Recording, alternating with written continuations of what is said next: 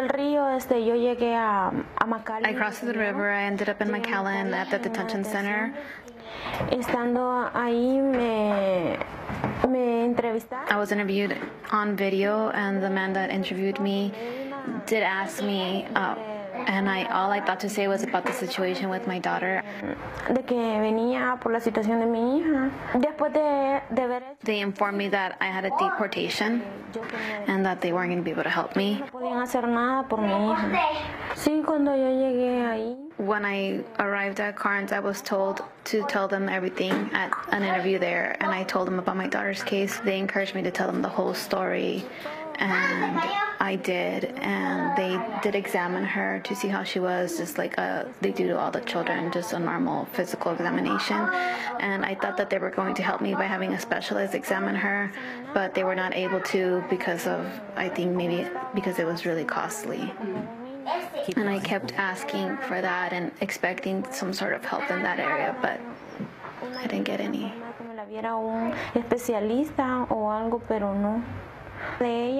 I did notice that her left arm, the movement was very limited, and her feet were falling asleep. And I thought that it was because we were in a small space and she wasn't getting out. And I could see that she was very stressed about being locked in there, and she was crying every night, and she would ask, when are we leaving, why are we here, when are we going to get out? And I saw her suffer a lot, and it was devastating. My name is Kate Lincoln Goldfinch. I'm an immigration lawyer, and I'm representing Sarah and Nayeli in their immigration proceedings. I was contacted by the UT Immigration Clinic about midway through August this year regarding Sarah and Nayeli's case. They had discovered that Sarah and Nayeli were detained and that Nayeli had a malignant brain tumor and was not receiving treatment. The UT Clinic had sent a letter to immigration asking for Nayeli's release and had not received a response, and then they passed the case on to me to take over pro bono representation to see if I could maybe get them out. The first thing I did was have an MRI report translated. Sarah had an MRI report that was 2 years old, and we discovered that her situation was very dire. She had not only a growing malignant brain tumor, but she also had a shunt installed in her brain that was to drain fluid, and it could have malfunctioned at any time. We weren't sure how it was operating, and if it did malfunction, she could have severe brain damage or not survive. And so it was very, very distressing once I learned that that was the situation and that Nayeli was not receiving care.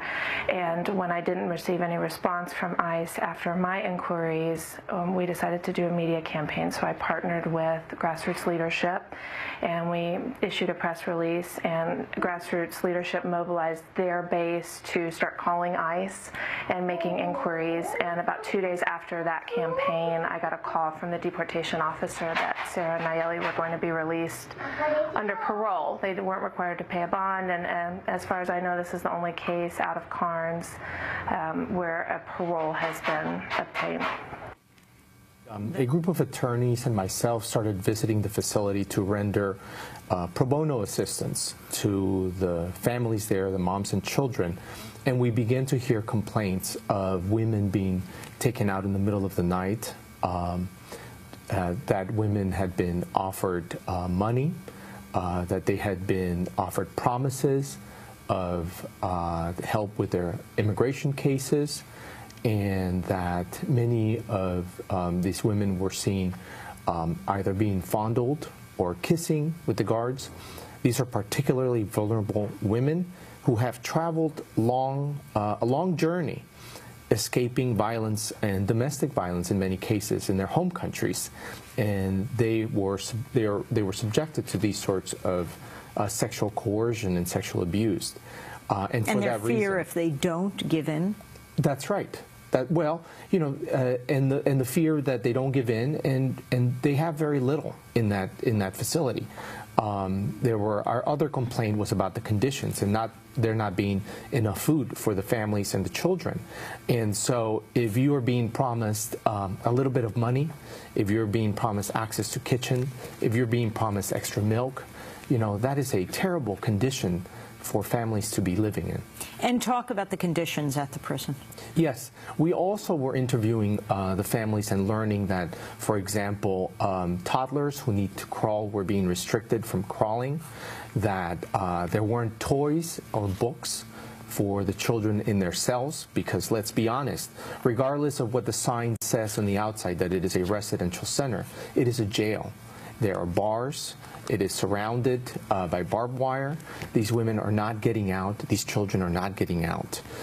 In the hot Texas sun, there are very, very few places to play.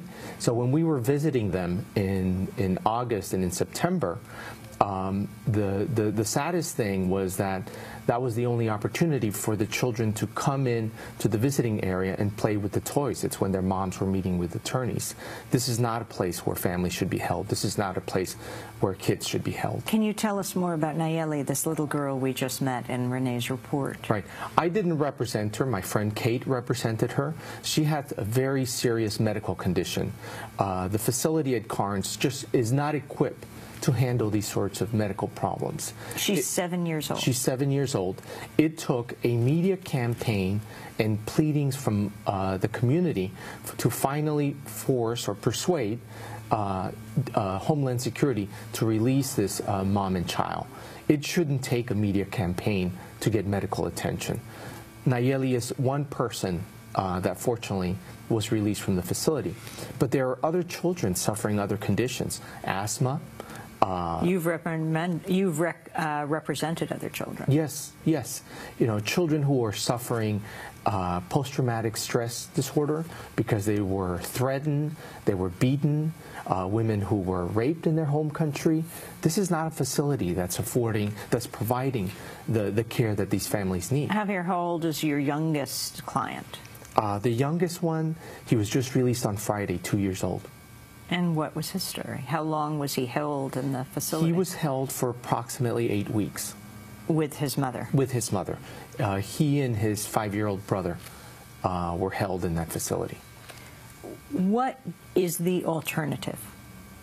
The alternative is what was done in the past, which was parents, the families were given an immigration hearing to come and report. If the government believes that that is insufficient, guarantees that the families will show up, there are other alternatives. There's electronic monitoring.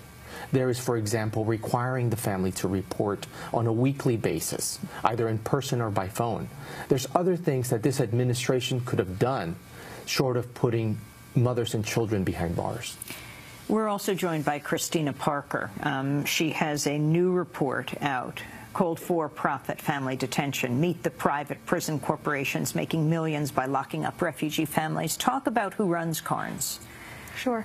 The GEO Group is the private prison company that is contracted to run the Karnes County Family Detention Center, and they have a long track record of abuse and neglect and misconduct in their facilities. It should be no surprise to anyone, actually, that sexual abuse and denial of medical treatment happened almost as soon as the facility was opened. Can you give more examples of what you have found? Sure. You know, one of the things that we see is that this misconduct is really persistent. For instance, in the Walnut Grove Juvenile Center in Mississippi, guards frequently used beatings and violence and sexual assault against the boys who were held there. They also retaliated a lot against people when they complained. So the boys would complain about their treatment and they'd be put into solitary confinement. So if you look many miles away at a facility in Pecos, Texas called the Reeves Detention Center, the same thing happened. A man who suffered from epilepsy complained of his lack of medical treatment, and he was put into solitary confinement. He spent a month there before he died of complications of a seizure alone. It actually caused a riot in the prison. How are these facilities placed? How are they planned? Is there community input? There's no community input when these facilities are planned, and they're placed in really remote areas. Karnes is a little bit away from where we're sitting right now, but there's a new one planned in Dilley, Texas, which is even more remote, further south. Can you talk about this facility? We're talking 2,400 beds? Yeah, Dilley, it's really shocking. It can't really be overstated how shocking and how big this detention center is going to be. How big is Karnes? Karnes is holding 532 people. It is rumored that they want to expand it to maybe double, but even then, Dilley dwarfs it. You know, Dilley's going to be 2,400 beds, the largest single immigrant detention center in the country, dwarfing all the others. And this is where they're going to hold women and children. I think. You know, will this be run by GEO?